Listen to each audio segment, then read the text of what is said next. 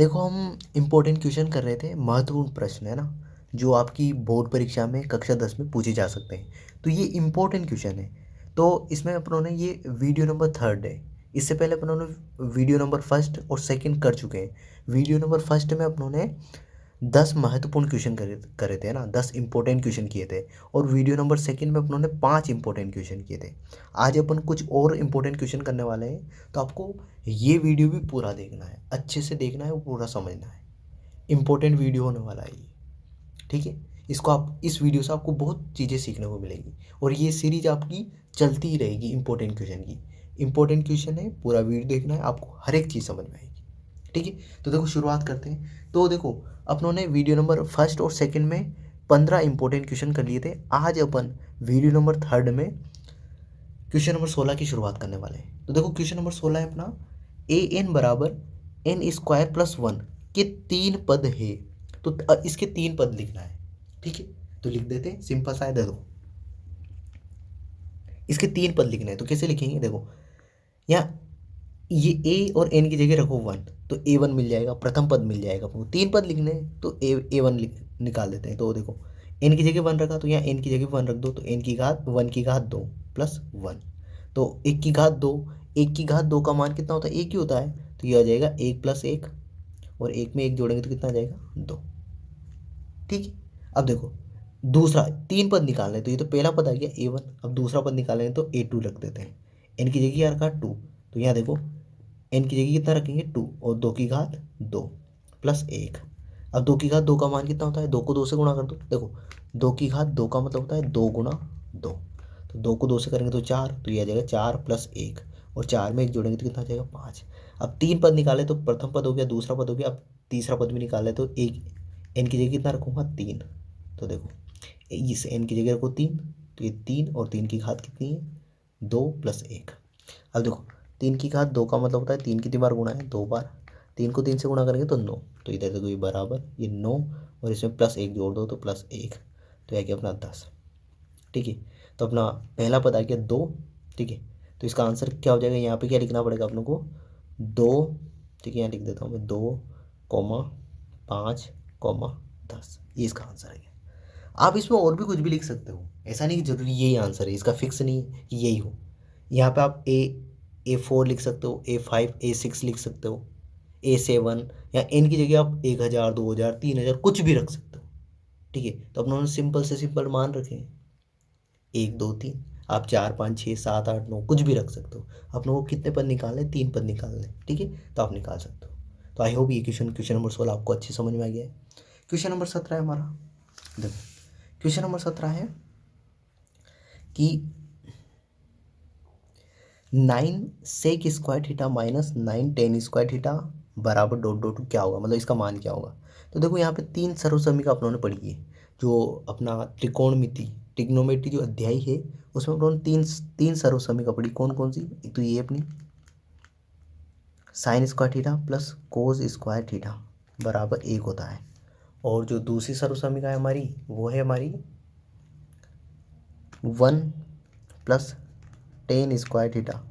ये किसके बराबर होता है? sec² के, ठीक है। और 1 + cot², ये होता है cosec² के, cosec² के बराबर हो। ये 3 सर्वसमीका है। अब देखो यहाँ पे इस क्वेश्चन में दूसरी सर्वसमीका है ना, इसका यूज़ कर रखा है। किसका? इस वाली सर्वसमीका का यूज़ कर रखा है। अब देखो कैसे कर रखा है, मैं बताता हूँ आपको।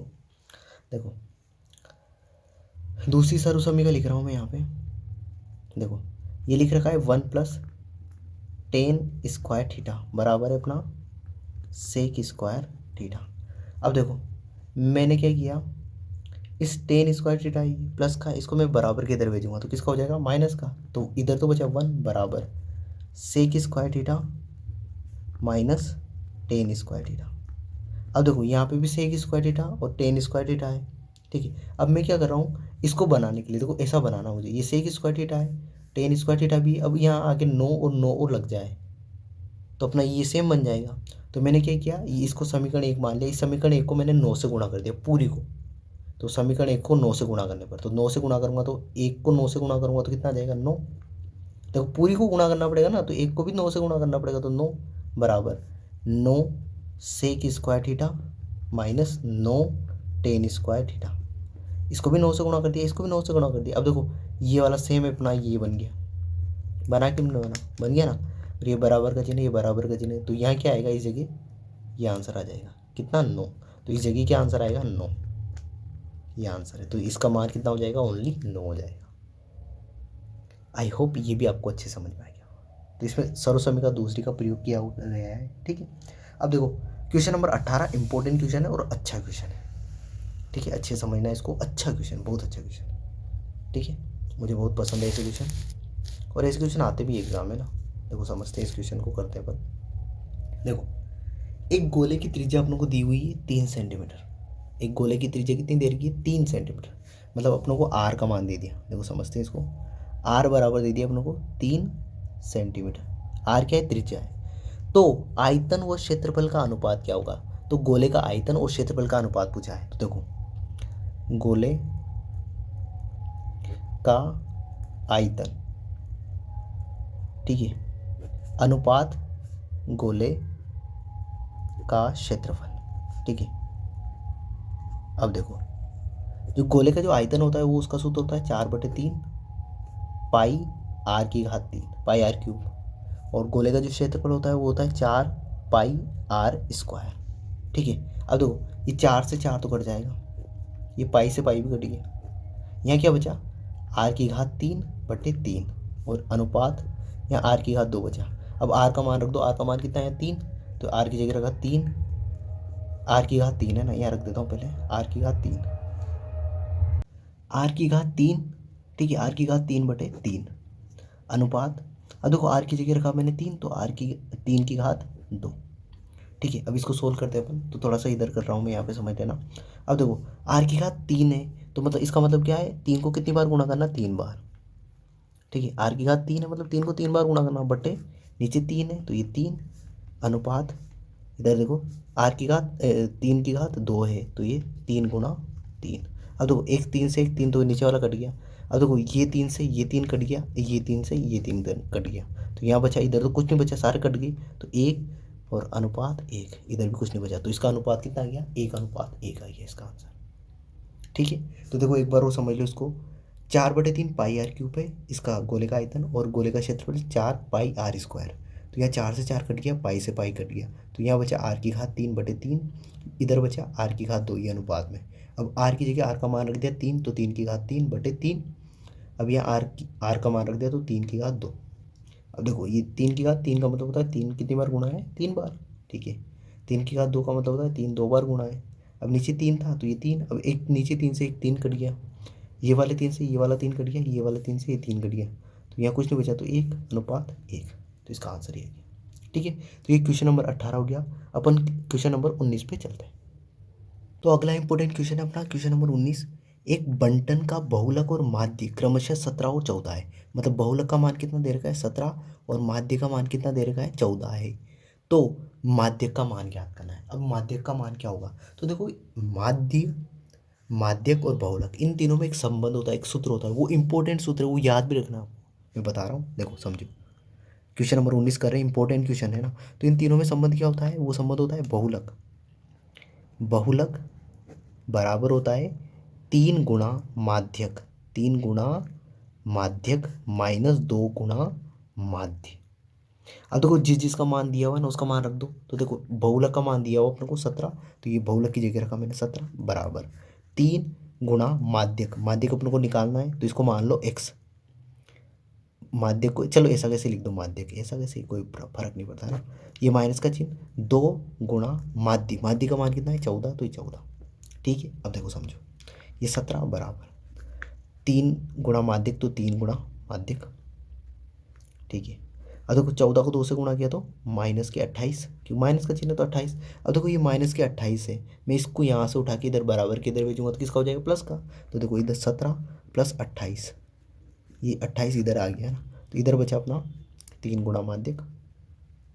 ठीक है, अब इनको जोड़ दो, तो देखो 17 में 28 जोड़ो, तो 7 7 14 15, 15 के 5, हासिल का 1 2 और एक 3 और एक 4, तो ये 45 हो गया।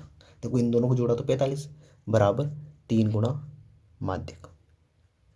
ठीक है, अब मुझे तो माध्यक का मान चाहिए, ये 3 गुणा में, तो गुणा वाली संख्या को मैं बराबर की तरफ भेजूंगा तो कहाँ चलिए, ये भाग में, तो 45/3 ये भाग में आ गया बराबर माध्यक। ठीक है, तो 45 में 3 का भाग दे लो तो आ जाएगा 3 एकम 3 और 3 5 15। 45 में 3 का भाग दोगे तो कितना आएगा, 15 आएगा, क्योंकि 15 3 कितना होता है 45। तो माध्यक का मान कितना आ गया अपना 15। देखो इतना आसान क्वेश्चन था, इंपॉर्टेंट क्वेश्चन है, पर पूरा इग्नोर नहीं करना है, पूरा वीडियो देखना है। अच्छा क्वेश्चन है, छपने वाला क्वेश्चन है, आपकी बोर्ड परीक्षा में छप सकता है ऐसा क्वेश्चन। आई होप आपको समझ में आ गया होगा। अगला इंपॉर्टेंट क्वेश्चन है क्वेश्चन नंबर 20, समझते इसको और करते हैं अपन। देखो क्वेश्चन नंबर 20 है हमारा, व्रत की प्रत्येक जीवा व्रत को दो बराबर भागों में, दो भागों में, सॉरी बराबर नहीं लिखा हुआ है, भागों में ना, तो दो भागों में विभाजित करती है। व्रत की जो प्रत्येक जीवा है व्रत को दो भागों में विभाजित करती है, इससे बने प्रत्येक भागों को क्या कहते हैं ना, तो उस जो भागों में जो विभाजित करती है वो रेखा जीवा, ठीक है, तो उस उन भागों को क्या बोलते हैं। तो देखो एक ये व्रत है, ठीक है, ये व्रत है। अब ये कोई जीवा है, तो ये जीवा है, इस जीवा ने इस व्रत को दो भागों में विभाजित कर दिया, तो इस वाले भाग को और इस वाले भाग को क्या बोलते हैं, तो इन दोनों भागों को बोलते हैं अपन व्रतखंड। क्या बोलते हैं, व्रतखंड बोलते हैं। ठीक है, ये छोटा है, देखो ये छोटा है साइज में, तो इसको बोलते हैं अपन लघु व्रतखंड, लघु व्रतखंड। और ये साइज में बड़ा है तो इसको बोलते हैं अपन दीर्घ व्रतखंड, दीर्घ व्रतखंड। तो होता क्या है ये व्रतखंड, तो यहाँ आंसर क्या आएगा व्रतखंड। तो देखो व्रत की जो प्रत्येक जीवा है, प्रत्येक जीवा व्रत को दो भागों में, प्रत्येक जीवा व्रत को दो भागों में विभाजित करती है, और इससे बने प्रत्येक भाग को, इस भाग को और इस भाग को, दोनों को क्या कहते हैं अपन व्रतखंड कहते हैं। ठीक है, जो कम छोटी साइज में होगा उसको लघु व्रतखंड बोलते हैं, जो बड़ी साइज में होगा उसको दीर्घ व्रतखंड कहते हैं। आई होप ये क्वेश्चन भी आपको अच्छे से समझ में आ गया होगा। ठीक है, क्वेश्चन नंबर 21 जो कि इंपॉर्टेंट क्वेश्चन है, समझते हैं और करते हैं। देखो देखो क्वेश्चन नंबर 21 है हमारा कि एक सिक्के को एक बार उछाला जाता है, एक सिक्के को एक बार उछाल रहे हैं, ठीक है, सिक्के पर पट नहीं आने की प्रायिकता अपनों को बतानी है। अब देखो समझते हैं इस क्वेश्चन को।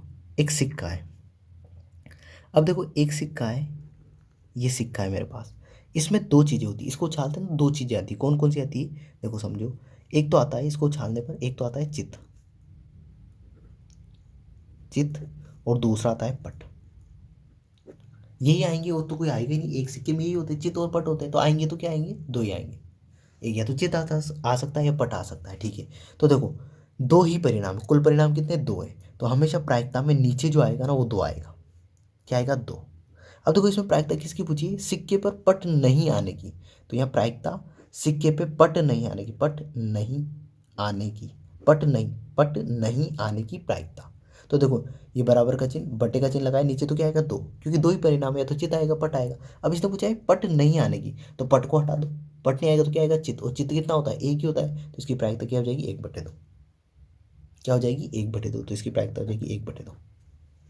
देखो आई होप आपको समझ में आ गया होगा। आप तो इतना ध्यान रखो, एक सिक्के की बात करें ना, एक सिक्के की, कितने सिक्के की, एक सिक्के की, तो हमेशा 1/2 ही लिख के आना है। पट आने की प्रायिकता भी 1/2 होती है, पट चित आने की प्रायिकता भी 1/2 होती है। देखो एक सिक्के की बात करें, एक सिक्के को उछाला जाता है, पट आने की प्रायिकता 1/2, चित आने की प्रायिकता 1/2, पट नहीं आने की प्रायिकता 1/2, चित नहीं आने की प्रायिकता 1/2। एक सिक्के की बात हो रही है तो उसका जो आंसर आएगा वो 1/2 ही आएगा, कुछ भी पूछो, एक सिक्के की बात हो रही हो तो, और उसको एक ही बार उछाल रहे हो तो, एक सिक्के की बात हो रही है और उसको एक ही बार उछाल रहे ना, तो उसकी प्रायिकता हमेशा क्या आएगी, 1/2। एक सिक्कों को एक बार उछाला जाता है तो उसमें बस कुछ आए नहीं आए, आपको 1/2 लिख के आना है, मैंने वैसे समझा दिया आपको। देखो एक सिक्को उछालेंगे, चित और पट दो ही परिणाम आएंगे, तो दो तो नीचे आएगा हमेशा। अब इसने पूछा है कि पट नहीं आने की, तो पट को हटा दो, पट नहीं आ रहा है तो क्या आएगा, चित ही आएगा, सिंपल सी बात है। तो 1/2, चित एक ही है, सिक्के में चित एक ही होता है, तो 1/2। अब देखो आई होप ये पूरा समझ में आ गया होगा। अब क्वेश्चन नंबर 22 पे चलते हैं, इंपॉर्टेंट क्वेश्चन है, समझना। अगला इंपॉर्टेंट क्वेश्चन है क्वेश्चन नंबर 22 हमारा। देखो बहुत अच्छा क्वेश्चन है ये, इसको अच्छे से समझना है, बहुत अच्छा क्वेश्चन है, इंपॉर्टेंट क्वेश्चन है। ठीक है, अब देखो यदि प्रथम n प्राकृत संख्याओं का माध्य 3n/5 है, देखो अपनों को कितनी प्राकृत संख्या दे रखी है, n प्राकृत संख्याएं दे रखी है और उसका माध्य दे रखा है 3n/5, तो n का मान होगा, तो अपने को n का मान बताना है कि n का मान क्या होगा। बहुत अच्छा क्वेश्चन है, इंपॉर्टेंट क्वेश्चन है, मार्क करके लगा लेना। ठीक है, यदि ऐसा क्वेश्चन आ गया ना तो इसको 99% बच्चे नहीं कर पाएंगे। ठीक है, अब देखो इसको समझते हैं। अब देखो माध्य में माध्य दे रखा है, तो देखो समझिए इसको, माध्य दे रखा है तो माध्य का सूत्र होता है, माध्य बराबर होता है राशियों का योग, राशियां लिख दो, संख्याएं लिख दो, संख्याएं है ना, राशियां, संख्याएं, आंकड़ों लिख देता है ना, राशियों का योग, संख्याओं का योग, आंकड़ों का योग, किसी का है ना, इन तीनों में से कोई सी भी बोल दे आपको है ना, का योग बटे, ठीक है, राशियों, ठीक है, संख्याओं या आंकड़ों, तीनों में से कोई सी एक है ना, की संख्या, ये सूत्र होता है। माध्य बराबर क्या होता है, राशियों का योग बटे राशियों की संख्या बोल दो, संख्याओं का योग बटे संख्याओं की संख्या, या फिर ऐसे बोल दो आंकड़ों का योग बटे आंकड़ों की संख्या। ठीक है, अब देखो यहाँ पे कितनी देर की प्रथम n प्राकृत संख्या है, तो प्रथम n प्राकृत संख्याएं क्या होती है, 1 2 3 4 dot dot dot dot dot n, ये n प्राकृत संख्या है। टोटल कितनी है n, इन सभी का जो माध्य कितना दे रखा है अपने को 3n/5। तो देखो ये संख्याएं दे रखी, इनका माध्य दे रखा है, तो इनका माध्य निकालते हैं। तो देखो सबसे इन सभी का योग कर दो, पहले तो इन सभी संख्याओं का योग कर दो। देखो यहाँ पहली लाइन क्या लिखी हुई है, राशियों या संख्याओं आंकड़ों का योग, तो इनमें सभी में प्लस का चिन्ह लगा के लिख दो। तो देखो मैं लिख रहा हूँ माध्य बराबर यही संख्याएं दे रही, तो इनका योग करना पड़ेगा अपनों को। तो 1 + 2 + 3 + 4 डॉट डॉट डॉट और लास्ट में आ जाएगा n। ठीक है, अब ये तो मैंने लिख दिया इन संख्याओं का योग। अब ये संख्याएं कितनी है, ये टोटल संख्या कितनी है, यहाँ अपनों को राशियों का योग तो लिख दिया अपनों ने, अब नीचे भी ये भी तो लिखना है राशियों की संख्या या आंकड़ों की संख्या। तो कितनी संख्या है टोटल, तो ये टोटल कितनी संख्या है, n प्राकृत संख्या, तो ये टोटल कितनी है n, तो n लिख दिया मैंने। ठीक है, आपको पता चल गया ये। ठीक है, अब इसका इन का माध्य कितना दे रखा है 3n/5, तो इस माध्य की जगह क्या रखूंगा मैं 3n/5।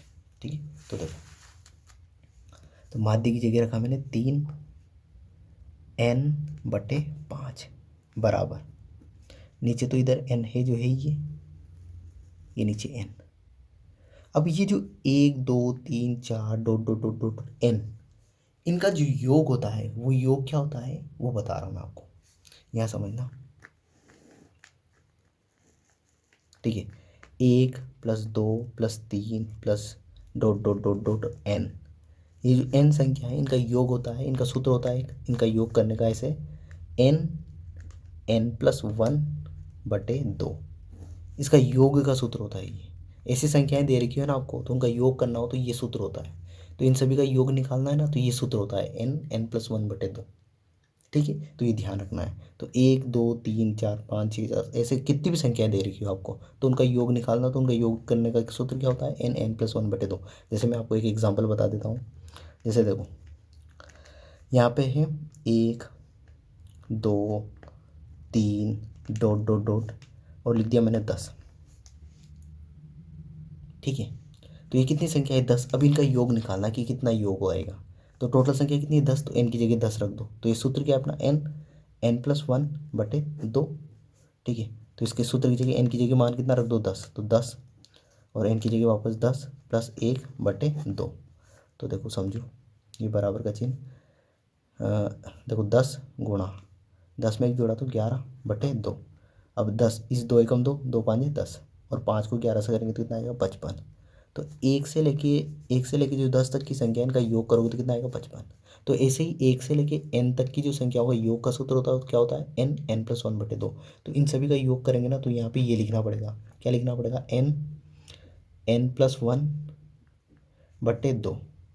तो ये बटे जो 2 है इसका यहाँ लिख देता हूँ /2 है ना, यहाँ /2। ठीक है, /2 मैं थोड़ा सा और जूम करके लिखूँगा इसको बड़ा करके, मतलब तो समझना आप क्या है ये 3n/5 बराबर ये n+1 बटे 2 और फिर इसके बटे में है n। ठीक है, इस n के नीचे कुछ नहीं तो क्या है, 1 है, ये मान लेते हैं। ठीक है, अब देखो यहाँ समझो, इसको सिंपल करेंगे। ठीक है, थोड़ा सा इसको सही मेंटेन कर लेता हूँ मैं। अब देखो, तो देखो ये पास में है तो ये पास में गुणा हो जाएगी, और ये दूर में है तो दूर से गुणा हो जाएगी। इसको सोल्व करने का तरीका होता है ये एक, जो पास वाली संख्या है पास से गुणा कर दो, और जो दूर वाली है दूर से, है ना। तो देखो 3n/5 है। अब ये दूर में है तो दूर वाली को पहले गुणा कर लो, तो एक को इस पूरे से ऊपर वाली संख्या से गुणा करो तो वो क्यों आ जाएगी, तो बराबर ये बटे का चिन्ह, और इधर n और n+1, इसको तो 1 से गुणा करना है, और ऊपर है तो ऊपर ही लिख देना है। अब 2 को n से गुणा करूँगा तो 2n हो जाएगा। ठीक है, देखो 2 को n से किया तो 2n, अब ये n से n कट गया। ठीक है, अब देखो ये 5, तो अब देखो यहाँ क्या बचा, पहले लिख देता हूँ, 3n/5 बराबर, ऊपर तो बचा n+1 बटे नीचे बचा 2। अब देखो वज्र गुणा कर दूंगा, इस 5 को तो इधर गुणा कर दूंगा और इस 2 को इधर। ठीक है, तो इधर कर रहा हूँ अब आगे, तो 2 को 3n से गुणा करूँगा तो 6n हो जाएगा। देखो 2 को 3 से किया तो 3 दूनी 6, और n है तो n बराबर। अब गुणा करना है मुझे 5 को n+1 से।